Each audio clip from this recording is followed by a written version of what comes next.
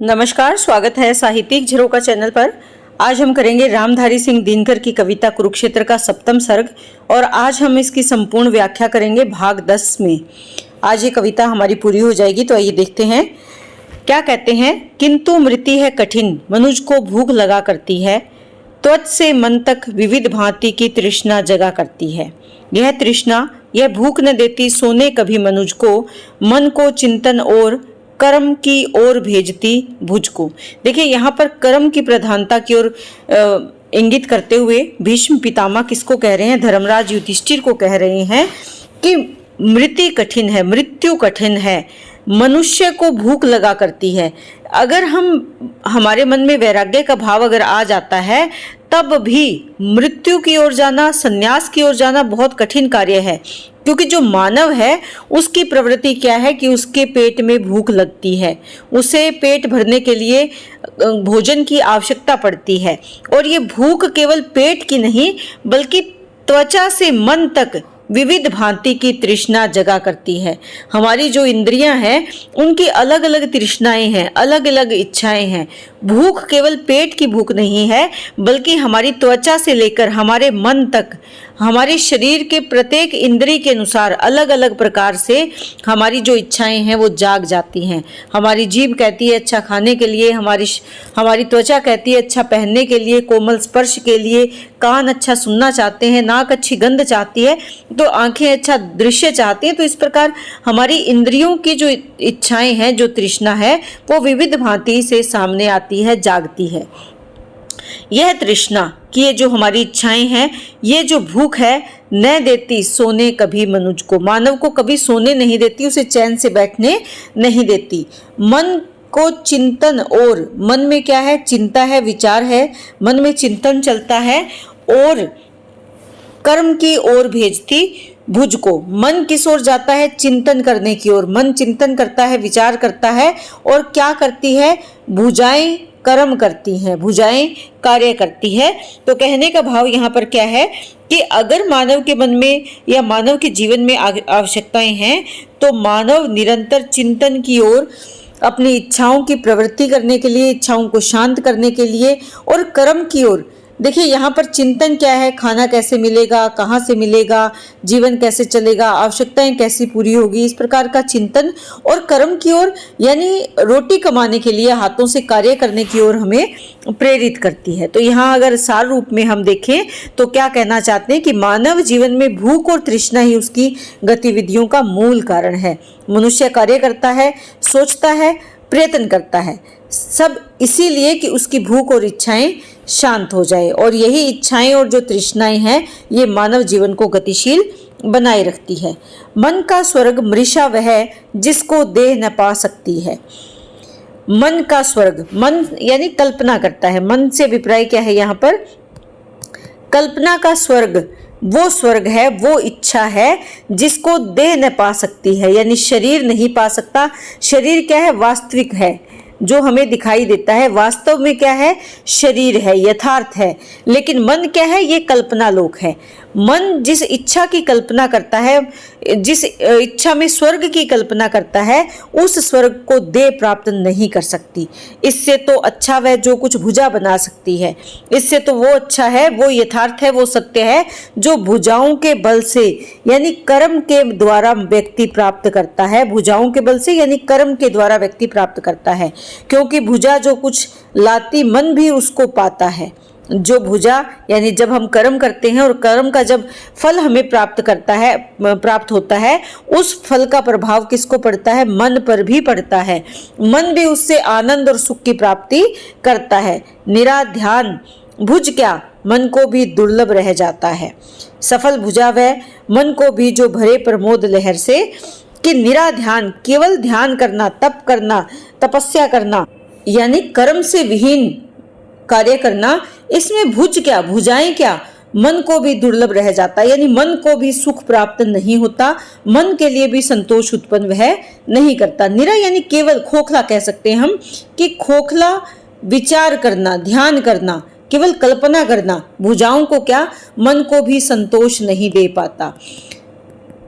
सफल भुजा वह, सफल कार्य वही है, सफल कर्म वही है, मन को भी जो भरे प्रमोद लहर से। प्रमोद यानी खुशी की लहर से भर दे। सच्चा कर्म या सच्चा कार्य क्या है? वही है जिससे मन भी प्रफुल्लित हो जाए। सफल ध्यान अंकन असाध्य रह जाए न जिसका कर से। सफल ध्यान एकाग्रता या कहें कि ध्यान करना क्या है? अंकन असाध्य, अंकन करना यानी रूप देना, असाध्य रह जाए न जिसका कर से। कर यानी हाथ से, कि सफल क्या है? हाथ से हम उसका सृजन करें, हाथ से कुछ भी असाध्य न रह जाए। अंकन यानी उसका सृजन करना, कि उसका सृजन असाध्य न रह जाए, वही सफल है। यहाँ खोखलापन नहीं, बल्कि जो कार्य करेंगे उसका फल हमें प्राप्त होगा। तो कहने का भाव क्या है कि श्रेष्ठ वही है जो ध्यान और कर्म का मेल है। यहाँ पर जिस कल्पना को मन रचता है, उस कल्पना को अगर हम हाथों से आकार नहीं दे पाते तो वो हमारे लिए खोखला है, वो हमारे लिए व्यर्थ है, बेकार है। जिस कल्पना को मन रचता है, भुजाएं अगर उसको आकार देती है, उस असाध्य को भी अंकित करती है, अंकन करती है, उसका सृजन करती है, वही सफल ध्यान है, वही सफल कल्पना है। तो कहने का भाव क्या है कि कर्म के माध्यम से ही हम कल्पना को साकार कर सकते हैं, अपने जीवन को सही दिशा और दशा कर सकते हैं। जहां भुजा का एक पंथ हो अन्य पंथ चिंतन का, कि जहां पर भुजा का एक पंथ यानी कर्म का एक मार्ग और दूसरा पंथ क्या है? चिंतन का यानी विचार का, कि एक तरफ तो हम क्या भुजा यानी कर्म कुछ और करते हैं, सोचते कुछ और हैं। दोनों के रास्ते क्या है? पंथ क्या है? अलग अलग है। सम्यक रूप नहीं खुलता, वहां पर संपूर्ण रूप सामने नहीं आता उस द्वंद्वग्रस्त जीवन का। किसका? जीवन का। और जीवन कैसे हो जाता है? द्वंद्वग्रस्त हो जाता है, यानी विचारों की उथल पुथल चलती है। कहीं पर हमें लगता है कि हमारा कर्म प्रधान है, लेकिन विचार उसका खंडन करते हैं। कहने का भाव क्या है कि जहां चिंतन और भुजा का बल यानी कर्म एक साथ मिलकर कार्य नहीं करते, वहां जीवन का संपूर्ण रूप उभर कर सामने नहीं आता। वो जीवन द्वंद्व से ग्रस्त रहता है, विचारों के उथल पुथल में ही उलझा रहता है। केवल ज्ञान में ही निवृत्ति से द्विधा न मिटा सकती है। निवृत्ति यानी वियोग का भाव। कैसा भाव? जो वियोग का भाव ज्ञान से ही तो युक्त है, लेकिन उससे जीवन की दुविधा नहीं मिट सकती। ऐसे ज्ञान से जो वियोग से परिपूर्ण है या विरक्ति से युक्त है। निवृत्ति यानी त्याग कर देना। ऐसा ज्ञान जिसमें त्याग की भावना है, उससे जीवन की दुविधा समाप्त नहीं हो सकती। जगत छोड़ देने से मन की तृषा न घट सकती है। यहाँ पर युधिष्ठिर क्योंकि संसार को छोड़ने की बात करते हैं, वैराग्य लेने की बात करते हैं, तो भीष्म पितामह उसे समझाते हैं कि संसार को छोड़ देने से मन की इच्छाएं न घट सकती हैं। मन की तृष्णा, मन की इच्छाएं शांत नहीं हो सकती, यानी मन को वास्तविक सुख नहीं मिल सकता। तुम अगर संसार को छोड़ भी दोगे तब भी तुम मन की शांति प्राप्त नहीं कर पाओगे। बाहर नहीं शत्रु छिप जाए जिसे छोड़ नर वन में, कि कोई बाहर शत्रु नहीं है। जिस शत्रु से दौड़कर छिपकर कहाँ चला जाए मानव? वन में जाकर छुप जाए। शत्रु कहाँ है? जाओ वहां, वहीं पाओगे इसे उपस्थित मन में। तुम कहीं भी चले जाओ, ये जो तुम्हारा शत्रु है, जिससे तुम्हारे जीवन में अशांति है, वैराग्य का भाव आ गया है, विरक्ति का भाव आ गया है, ये बाहरी वन में कहीं नहीं है, बाहरी संसार में कहीं नहीं है, ये तुम्हारे मन में ही बैठा है। यानी तुम्हारा शत्रु कहाँ है? जो तुम्हें कर्म करने से रोक रहा है, वो शत्रु तुम्हारे मन में ही विराजमान है। पर जिस अरि को यति जीतता जग से बाहर जाकर, अरि यानी शत्रु को, यति क्या है? तपस्वी या योगी, कि जिस शत्रु को कौन जीतता है? योगी जीतता है। कहाँ? जगत को छोड़कर, संसार को छोड़कर वनवासी बनकर जीतता है। धर्मराज हे युधिष्ठिर, तुम उसे जीत सकते हो जग को अपनाकर। तुम उस मन में बैठे हुए शत्रु को कैसे जीत सकते हो? संसार में रहकर अपना कर्म करके, अपने कर्तव्य का पालन करके तुम उस शत्रु पर विजय प्राप्त कर सकते हो। हठ योगी जिसका वध करता आत्म हनन के क्रम से।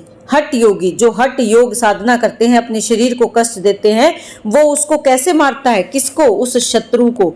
कौन सा शत्रु जो कर्म करने के लिए प्रेरित करता है या जो मोह माया में उलझा कर रखता है, स्वयं को मारकर, आत्महनन यानी स्वयं की हत्या करके। कैसे? अपनी इंद्रियों को वशीभूत करके। किसके माध्यम से? हठ योग के यानी कठोर तपस्या के माध्यम से। जीवित ही तुम उसे सब वश में कर सकते संयम से, लेकिन बिना किसी कठोर तपस्या के, बिना अपनी आत्मा के हनन के तुम उसे जीवित कर सकते हो। कैसे?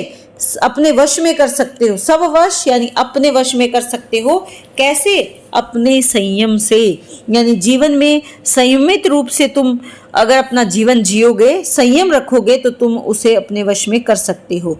और जिसे पा कभी न सकता सन्यासी वैरागी, जग में रहकर हो सकते तुम उस सुख के भी भागी। कि जिस आत्मिक सुख की प्राप्ति के लिए सन्यासी व्यक्ति वैराग्य धारण करके जगत को छोड़ देता है, संसार को छोड़ देता है, तुम इस संसार में रहकर भी उस सुख के भोगी बन सकते हो, उस सुख को प्राप्त कर सकते हो। और वो सुख कैसे होगा? दूसरों के जीवन में कष्टों को समाप्त करके और दूसरों को सुख देकर, दूसरों को आनंद देकर तुम उस सुख के भागी बन सकते हो। वह सुख जो मिला असंख्य मनुजों का अपना होकर, हंसकर उसके साथ हर्ष में और दुख में रोकर। कि वो सुख कैसे मिलेगा? असंख्य मनुष्यों को तुम अपना लो, उनके तुम अपने हो जाओ। जब वो हंसे तो उनके साथ हंसो, जब वो दुखी हो तो उनके साथ दुखी हो। यानी सुख में साथ देकर, उनके दुख में साथ देकर, वह जो मिला भुजा पंगु की ओर बढ़ा देने से। और वो सुख कैसे मिलता है? पंगु यानी जो अपंग है, जो संसाधनों से हीन है, उनकी ओर अपना सहायता या सहयोग की भुजा, सहयोग का हाथ बढ़ाकर, सहयोग के भाव से उसकी मदद करके तुम उसे प्राप्त कर सकते हो। कंधों पर दुर्बल दरिद्र का बोझ उठा लेने से, और अपने कंधों पर दुर्बल, गरीब, दरिद्र, जो दुखों से युक्त व्यक्ति है, बल से रहित व्यक्ति है, जो इस समाज का वो मानव, वो व्यक्ति जिसके साथ अन्याय होता है, जो दुखों से भरा है, गरीबी का जीवन जी रहा है, उसका बोझ अगर तुम अपने कंधों पर उठा लोगे तो तुम्हें क्या प्राप्त होगा? तुम्हें आनंद प्राप्त होगा। और ये आनंद क्या है? यही आनंद सुख का सागर है, यही आनंद जीवन का वास्तविक आधार है। सुकृत भूमि वनहीन है, मही यह देखो बहुत बड़ी है। कि अच्छी भूमि केवल वन ही नहीं है, बल्कि ये धरती और बहुत बड़ी है। सुंदर केवल वन भूमि ही नहीं, बल्कि ये धरती बहुत विशाल है। पग पग पर सहाय हेतु दीनता विपिन खड़ी है। और कदम कदम पर, तुम इस धरती पर अगर देखोगे, कदम कदम पर सहायता प्राप्त करने के लिए दीनहीन विपन्नता खड़ी है। यानी दुखी जन इस धरती पर बहुत हैं। बहुत लोग ऐसे हैं जिनका जीवन किससे भरा है? दुखों से भरा है। इसे चाहिए अन्न, और इन दुखी विपिन नर को या मानव को क्या चाहिए? अन्न चाहिए पेट भरने के लिए, वसन चाहिए शरीर ढकने के लिए, वस्त्रों की आवश्यकता है, जल चाहिए अपनी भूख, अपनी प्यास मिटाने के लिए जल की चाहिए, इसे इसी की आशा है। यानी अपने दैनिक जीवन की आवश्यकताओं को पूरे करने के लिए जो संसाधन चाहिए, उनकी आशा ये करते हैं। इसे चाहिए सुदृढ़ चरण भुज, इसे चाहिए भाषा। कि इसे ऐसे मजबूत चरण और भुजाओं की आवश्यकता है जो इन्हें सहारा दे सके। और कैसी भाषा?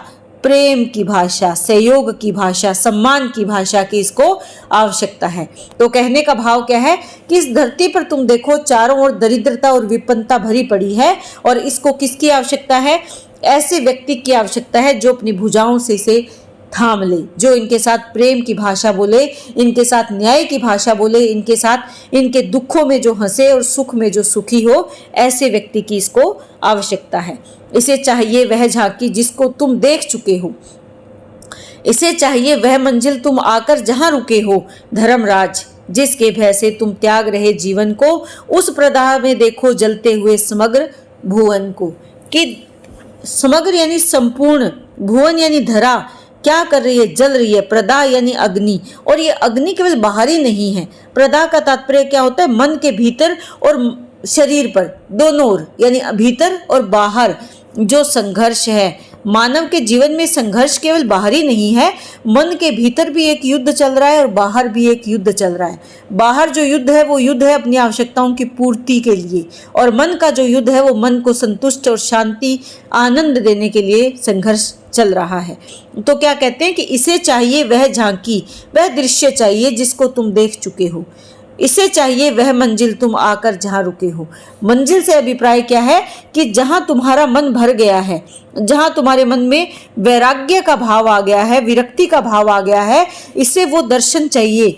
जहां तुम्हें लगता है कि परमात्मा यही है, इसे जिसको तुमने अनुभव कर लिया है, इस संसार की वास्तविकता को तुमने जान लिया है, जहां तुम आकर अब खड़े हो, इसे भी वहीं तक लाना है। यानी इस संसार की वास्तविकता क्या है, ज्ञान क्या है, संपूर्ण जो ज्ञान प्राप्ति है, जीवन का सही मार्गदर्शन, वो इसे चाहिए जो तुम इसे दे सकते हो।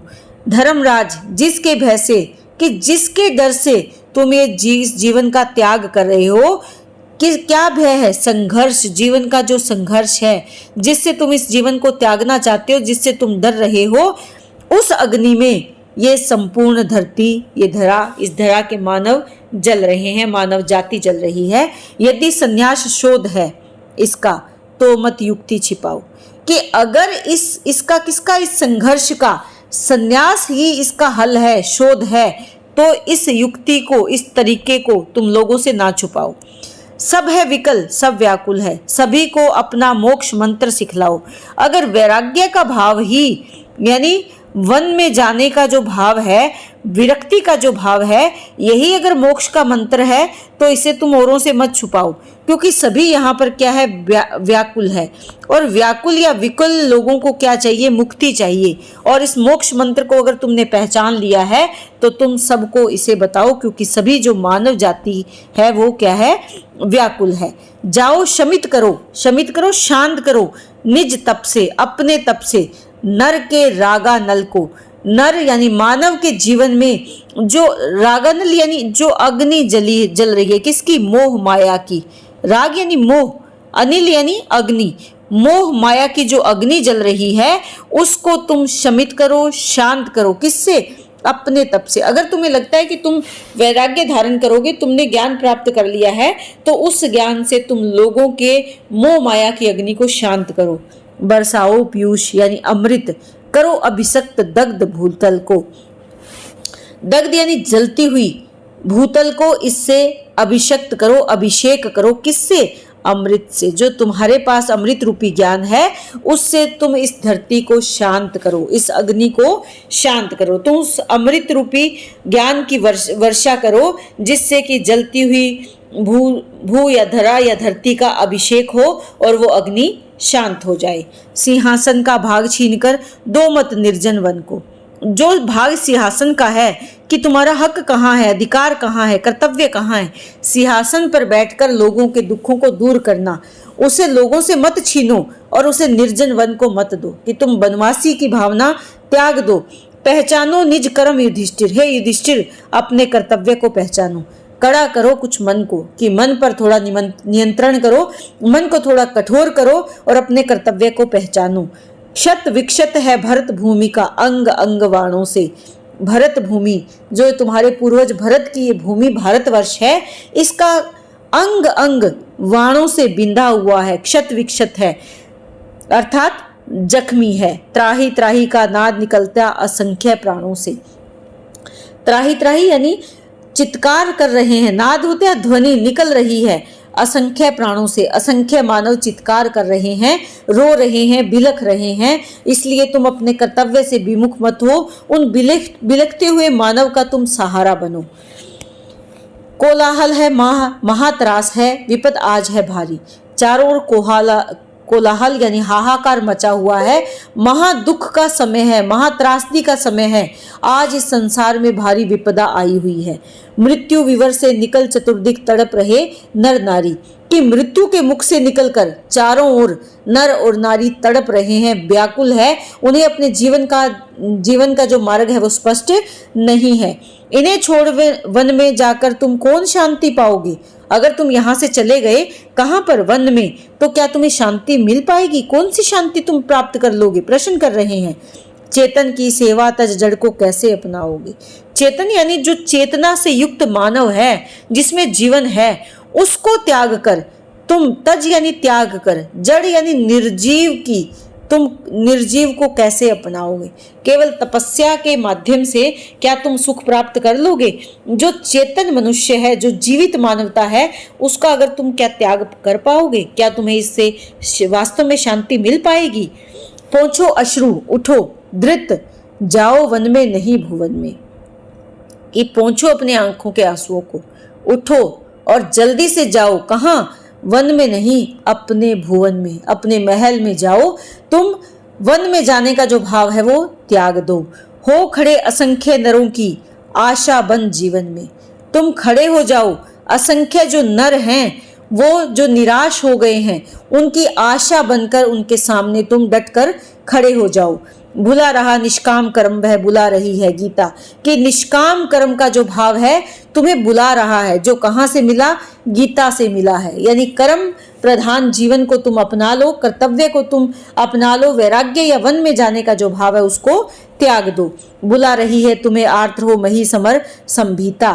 कि तुम्हें बुला रही है, आर्त यानी दुखी होकर, मही धरती, समर संभीता, युद्ध से जो युक्त है, अर्थात युद्ध के संकट से जो ग्रस्त है, वो धरती दुखी होकर बुला रही है। किसको? तुम्हें, यानी युधिष्ठिर को। तो यहाँ पर भीष्म पितामह कह रहे हैं युधिष्ठिर को कि तुम अपने कर्म को महत्व दो, तुम उन लोगों की आशा बनो जो जीवन में दुखी हैं, जो कष्टों का सामना कर रहे हैं। निष्काम कर्म का जो भाव है, जो गीता का उपदेश है, वो तुम्हें बुला रहा है और तुम इन दुखी, युद्ध से संभावित जो दुखी नर हैं, उनकी तुम सहायता करो। इस विविक्त आहत वसुधा को अमृत पिलाना होगा, अमित लता गुल्मों में फिर से सुमन खिलाना होगा। हरना होगा अश्रुताप हृत बंधु अनेक नरों का, लौटाना होगा सुहास अगणित विष्णु अधरों का। विविक्त से अभिप्राय यहाँ पर क्या है? सुनसान या उजड़ी हुई आहत जो धरती है, इसको पुनः से हरा भरा करने के लिए क्या करना होगा? अमृत पिलाना होगा। कहने का भाव क्या है कि जो इस धरती पर जीवन है वो दुखी है, आहत है, घायल है, और उसे फिर से जीवन का अमृत पिलाना होगा। अमित, अमित कभी ना खत्म होने वाले ऐसे लता और गुल्मों क्या होता है? जो बेल बूटे जो होते हैं, लता यानी बेलें, गुल्म यानी बूटे, ऐसे बेल बूटे हमें लगाने होंगे जिनमें फिर से सुमन खिलाना होगा, जो कभी ना खत्म हो, आनंद देने वाले हो। इन उजड़े हुए बाग बगीचों को फिर से हरा भरा करना होगा। हरना होगा अश्रुताप, हमें आंसुओं को, ताप यानी दुख, दूर करने होंगे। हृत बंधु जो प्रियजन है अनेक नरों का, कि ऐसे प्रिय मानव जो बंधु हैं, उनके जीवन के ताप को, दुख को, आंसुओं को हमें दूर करना होगा। लौटाना होगा सुहास अगणित, लौटाना होगा। सुहास से अभिप्राय क्या है? सुख या मुस्कान कह सकते हैं, कि मुस्कान, मुस्कान अगणित विष्णु अधरों का। विष्णु से अभिप्राय क्या है? उदास, उदास अधर यानी होंठों का, उदास होंठ जो हैं उन पर मुस्कान को लाना होगा, यानी जीवन में फिर से खुशहाली लानी होगी उन लोगों के जीवन में जो दुखी हैं, जो दुख से भरा हुआ जीवन जी रहे हैं। तो कहने का भाव क्या है कि यहाँ पर सच्चा कर्म क्या है? दुखियों के आंसू पोंछना और पीड़ित मानवता को सहारा देना ही सच्चा कर्म है। एक मानव का यही धर्म है, एक वीर पुरुष मानव का ये धर्म है कि वो सहारा दे, पीड़ित मानवता को एक संबल दे। मरे हुए हों पर धर्मराज अधिकार न कुछ जीवन का, ढोना पड़ता सदा जीवितों को ही भार भुवन का। कि जो इस धरती से चले गए हैं, हे धर्मराज, जो इस धरती से चले गए हैं, जो मर गए हैं, जिन्होंने इस धरती को त्याग दिया है, अधिकार न कुछ जीवन का, उनको जीवन का कोई अधिकार नहीं है। इस संसार में ढोना पड़ता है सदा जीवितों को ही भार भुवन का। अगर धरा पर, इस भुवन में, इस संसार में कोई, भुवन यानी संसार में अगर कोई दुख है, उस दुख को, उस संघर्ष को जो पीछे जीवित बच जाते हैं उन्हें ही ढोना पड़ता है, उन मुसीबतों का सामना उन्हें ही करना पड़ता है। मरा सुयोधन, सुयोधन मर गया, जभी तो पड़ा ये भार तुम्हारे पाले। तभी तो ये भार इस संसार को एक सही मार्ग दिखाने का, संघर्ष करने का, त्रास दुखी लोगों की सहायता करने का जो भार है, ये तुम्हारे हिस्से में आया है। संभलेगा ये सिवा तुम्हारे किसके और संभाले? प्रश्न करते हैं, अगर तुमने इसे नहीं संभाला तो और कौन है जो इसे संभालेगा? संभलेगा किसके और संभाले के, किसके संभालने से संभलेगा? और कौन है जो इसे संभाल पाएगा? मिट्टी का यह भार संभालो, बन कर्मठ सन्यासी। यहाँ पर क्या कहते हैं कि इस संसार का, इस भुवन का जो भार है, संभालो, बनकर कर्मठ सन्यासी, यानी कर्मनिष्ठ सन्यासी बनकर। सन्यास का अभिप्राय क्या है? मोह माया से युक्त, मोह माया से मुक्त होकर और कर्तव्यनिष्ठ होकर तुम इस धरा का भार संभाल लो। पा सकता कुछ नहीं मनुज बन, केवल व्योम परवासी। कि मानव कुछ नहीं पा सकता, केवल आकाश में कल्पना में जीकर, कल्पना में प्रवास करके, प्रवासी आकाश, व्योम यानी आकाश या कल्पना में प्रवास करके मानव कुछ नहीं पा सकता। ऊपर सब कुछ शून्य शून्य है, कुछ भी नहीं गगन में। जो तुम सोचते हो स्वर्ग ऊपर है, आसमान ऊपर है या आनंद है, ऐसा कुछ नहीं। ऊपर सब कुछ शून्य है, कुछ भी नहीं है गगन में। इस धरा पर ही है जो कुछ है। धर्मराज, जो कुछ है वह है मिट्टी में, जीवन में। कि जो कुछ है वह है इसी मिट्टी में और इसी जीवन में है, इससे परे कुछ भी नहीं है। यानी मानव का जो जीवन है, मानव जीवन और मानव जीवन में जो कर्म है, यही वास्तविकता है, इसके अलावा कुछ भी नहीं है। सम्यक विधि से इसे प्राप्त कर नर सब कुछ पा सकता है। यानी सही तरीके से अगर मानव अपना जीवन जिए तो सब कुछ प्राप्त कर सकता है। मृत्युजयी के पास स्वयं ही अंबर भी आता है। जो संघर्ष करती है, मृत्युजयी से अभिप्राय यहाँ पर क्या है? मृत्यु पर विजय करने वाले के पास स्वयं अंबर भी, आसमान भी झुक जाता है। भोगो तुम इस भांति मृत्यु को, दाग नहीं लग पाए। कि इस भांति तुम अपने जीवन को जियो कि तुम्हारी मृत्यु पर कोई दाग ना लगे। जब तुम इस संसार से जाओ तो दाग रहित जाओ। मिट्टी में तुम नहीं, वही तुम में विलीन हो जाए। कि मिट्टी में तुम विलीन ना हो, मिट्टी में तुम्हारा जीवन समाप्त ना हो, बल्कि मिट्टी तुम में विलीन हो जाए, यानी तुम अमरता को प्राप्त कर लो। देखिए, जो अमर पुरुष हैं, जिनको हम आज भी याद करते हैं, वो मिट्टी में विलीन नहीं होते, बल्कि मिट्टी उनमें मिल जाती है, क्योंकि उनका नाम तो हमेशा अमर हो जाता है। और सिखाओ भोगवाद की यही रीति जन जन को। क्या कहते हैं कि तुम जन जन को, प्रत्येक मानव को, भोगवाद यानी इंद्रियों की इच्छाओं को पूरा करने की जो प्रवृत्ति है वो सिखाओ। कैसे करे? विलीन देह को मन में, नहीं देह में मन को। कि देह को मन में नहीं, देह में मन को विलीन कर दे। कहने का भाव क्या है? देह को मन में विलीन करना यानी शरीर को मन के नियंत्रण में लाना। देह को जब मन में विलीन कर देते हैं तो क्या होता है? जो शरीर है वो मन के वश में हो जाता है। देह में मन को विलीन करना यानी शरीर की इच्छाओं में मन को डुबो देना। तो कहने का भाव क्या है कि शरीर की इच्छाओं के अनुसार तुम्हें मन को नहीं डुबोना है, शरीर की इच्छाओं में मन को नहीं डूबने देना है, शरीर को मन के नियंत्रण में लाना है। मन का होगा आधिपत्य जिस दिन मनुष्य के तन पर, जिस दिन मानव के शरीर पर मन का अधिकार होगा, मन का आधिपत्य होगा, होगा त्याग अधिष्ठित जिस दिन भोग लिप्त जीवन पर। उस दिन क्या होगा? त्याग अधिष्ठित यानी त्याग पर आधारित जिस दिन भोग से युक्त जीवन पर। किसका राज्य होगा? किसका अधिकार होगा? त्याग पर आधारित जीवन का अधिकार भोग से युक्त जीवन पर होगा। कहने का यहाँ पर भाव क्या है कि जिस दिन भोग प्रधान जीवन पर त्याग का आधिपत्य होगा, उसी दिन मनुष्य का जीवन वास्तव में एक श्रेष्ठ और अर्थपूर्ण जीवन होगा। तो यहाँ पर मनुष्य को इंद्रियों का दास नहीं, बल्कि मन और विवेक का स्वामी बनना चाहिए, तभी जीवन सार्थक है।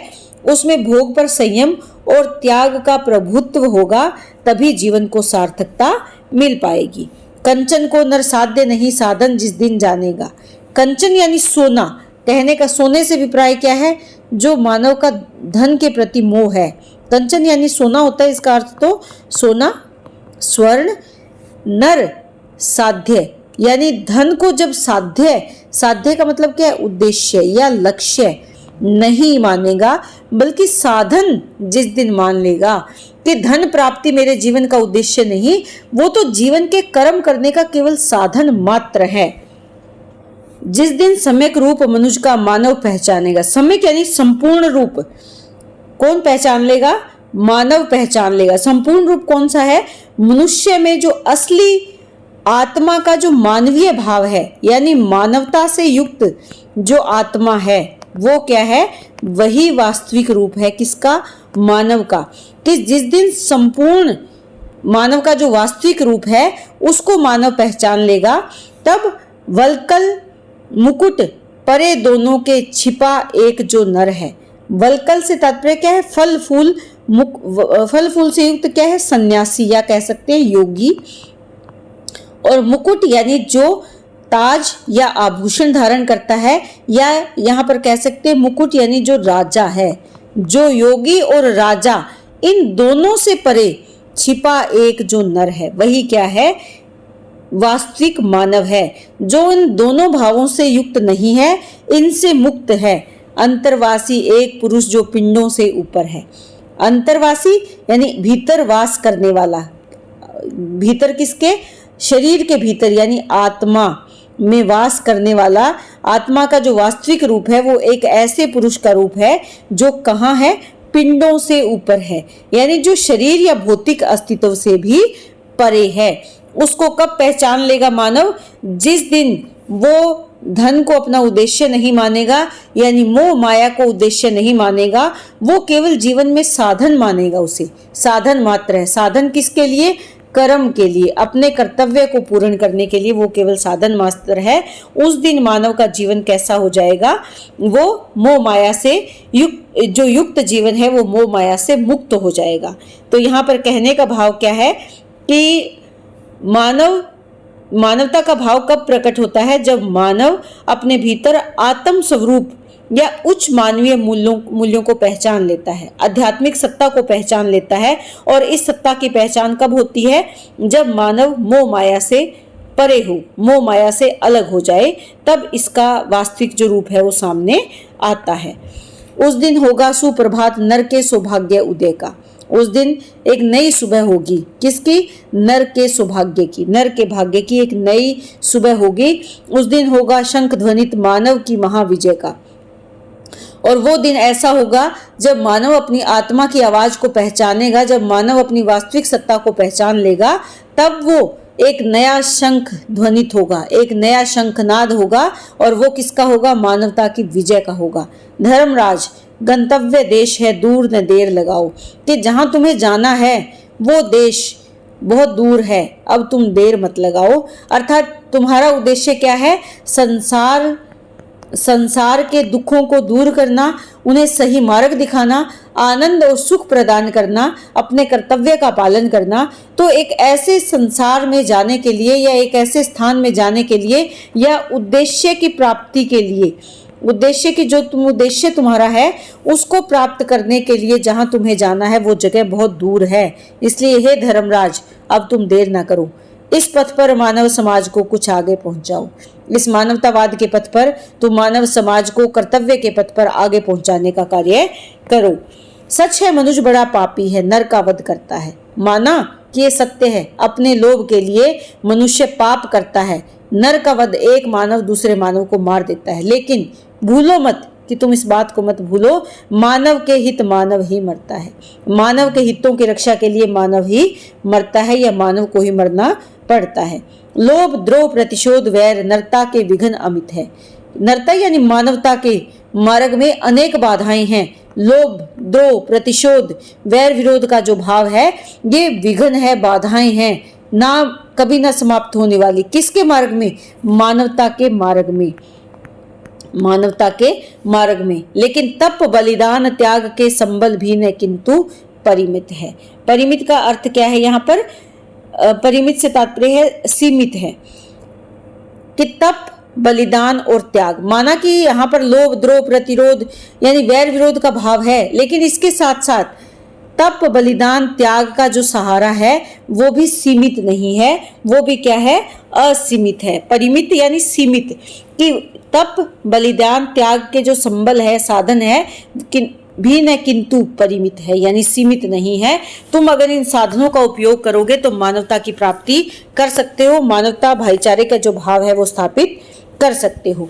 प्रेरित करो इतर प्राणी को निज चरित्र के बल से, कि तुम अपने चरित्र को इसी प्रकार मानवता से युक्त कर लो। और क्या करो, प्रेरित करो दूसरे जो प्राणी हैं, जो मानव है, अपने चरित्र के बल से अपना चरित्र तुम इस प्रकार करो, इस प्रकार बनाओ, इस प्रकार के कार्य करो कि तुम औरों को प्रेरित कर सको। भरो पुण्य की किरण प्रजा में अपने तप निर्मल से। और पुण्य का भाव, पुण्य के भाव की जो किरण है अपनी प्रजा में भरो, किससे, अपने निर्मल तप से। निर्मल यानी मैल से रहित, द्वेष से रहित, विद्रोह के भाव से रहित लोगों को पुण्य के मार्ग पर आगे ले जाने का तुम कार्य करो, तुम्हारी प्रजा को। मत सोचो दिन रात पाप में मनुज नीरत होता है। तुम ये मत सोचो कि दिन रात मानव क्या करता है, पाप करने में ही लगा रहता है। हाय, पाप के बाद वही तो पछताता रोता है। माना कि वो पाप कर्म करता है, लेकिन पाप करने के बाद मानव ही तो पछताता है, मानव ही तो रोता है, उसे ही तो ग्लानि होती है।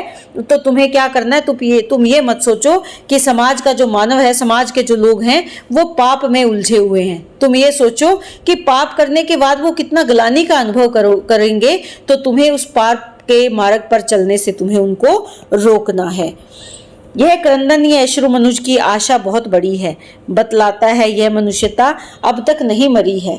सत्य नहीं है पातक की ज्वाला में मनुष्य का जलना, सच है बल समेट कर उसका फिर आगे को चलना। क्या कहते हैं यहाँ पर कि ये जो क्रंदन है, क्रंदन यानी रोना, ये आंसू, मनुष्य की आशा बहुत बड़ी है। मनुष्य के आंसू और उसका विलाप ये कोई कमजोरी नहीं बल्कि एक बहुत बड़ी आशा है। बतलाता है यह, पाप करने के बाद जब मानव रोता है, आंखों से आंसू आते हैं, तो उससे क्या पता चलता है कि उसके मन में अभी भी आशा है।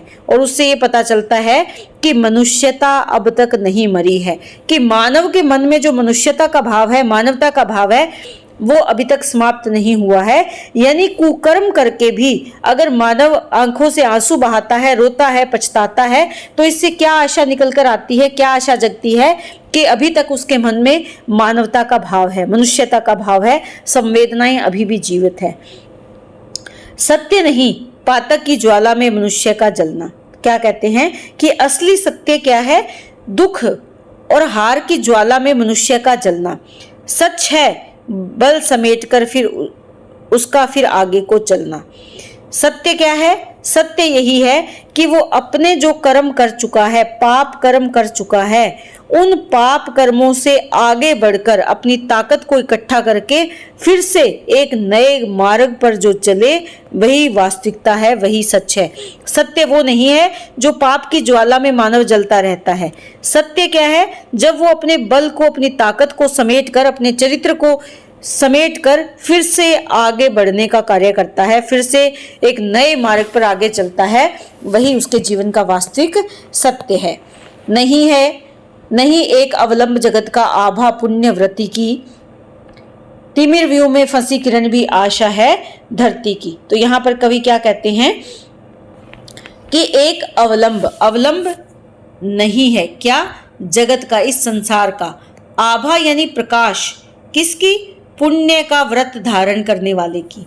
कि हम अगर ये सोचें कि केवल जो पुण्य का व्रत धारण करते हैं वही इस धरा या इस धरती में, संसार में एक सबसे बड़ा सहारा है, उन्हीं की आशा है, आभा है।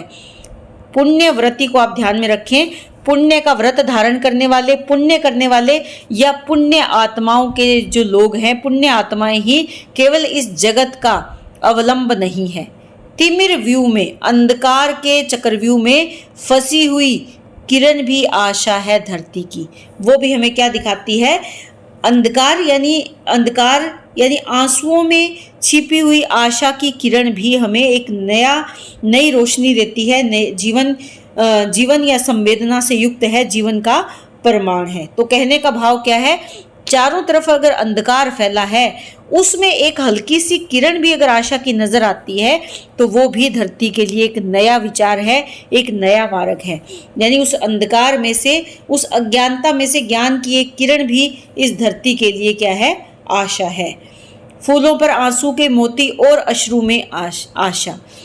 फूलों पर जो आंसू रूपी यानी फूलों पर गिरी हुई जो ओस की बूंदें हैं वो भी मोती के समान प्रतीत होती है, और आंखों से आने वाले अश्रु भी एक आशा से युक्त है। यहाँ पर कहने का भाव क्या है कि इस संसार का जो जीवन है वो किस पर टिका हुआ है, आशा पर टिका हुआ है। फूलों पर अगर जो बूंदें हैं वो आंसू के रूप में हमें मोती के रूप में दिखाई देती हैं, और आंसुओं में भी हमें आशा नजर आती है।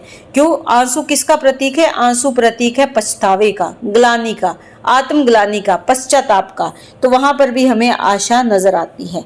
मिट्टी के जीवन की छोटी नपी तुली परिभाषा। मिट्टी के जीवन के यानी जो मानव का नश्वर जीवन है उसकी यही छोटी सी एक नपी तुली परिभाषा है कि वो आत्मग्लानि से युक्त होकर एक नया मार्ग खोज सकता है। जीवन में उसकी आशा कभी नष्ट नहीं होती, यानी वो कभी हार नहीं मानता अगर उसके जीवन में आशा है या आगे बढ़ने का भाव है। आशा के प्रदीप को जलाए चलो धर्मराज। हे धर्मराज युधिष्ठिर, इस मानव के मन में जो आशा का प्रदीप यानी दीपक जल रहा है उसे तुम जलाए रखो, जलाने का कार्य करो। एक दिन होगी मुक्त भूमि रण भीति से। एक दिन ऐसा आएगा कि मुक्त हो जाएगी भूमि रण, युद्ध भूमि, भीति होता भय, डर से, कि ये जो भूमि है ये रण के डर से, रण के भय से मुक्त हो जाएगी। भावना मनुष्य की ने राग में रहेगी लिप्त, और मानव का जो भाव है वो मोह माया में, राग यानी मोह माया में लिप्त नहीं रहेगा, केवल आत्म मोह में लिप्त नहीं रहेगा, सेवित रहेगा नहीं जीवित अनीति से। अनीति यानी कुमार्ग या अनीति यानी बुरी नीतियों से जीवन युक्त नहीं होगा, सेवित नहीं होगा, पल्लवित पुष्पित नहीं होगा या नहीं चलेगा। सेवित होना है फलना फूलना, कि जीवन अनीति के मार्ग पर नहीं फले फूलेगा, बल्कि तब कौन सा भाव आ जाएगा, जब तुम आशा का दीपक जलाओगे तो यहाँ पर मानवता का भाव आ जाएगा। मानवता के प्रति जो प्रेम का भाव है वो स्थापित हो जाएगा। अनीति के मार्ग का लोग त्याग कर देंगे, या अनीति का मार्ग से लोग जो हैं इस समाज को सेवित नहीं करेंगे, पल्वित पुष्पित नहीं करेंगे। हार से मनुष्य की ने महिमा घटेगी, और अगर हार, मानव की हार भी होती है तो उससे मानव की महिमा नहीं घटेगी।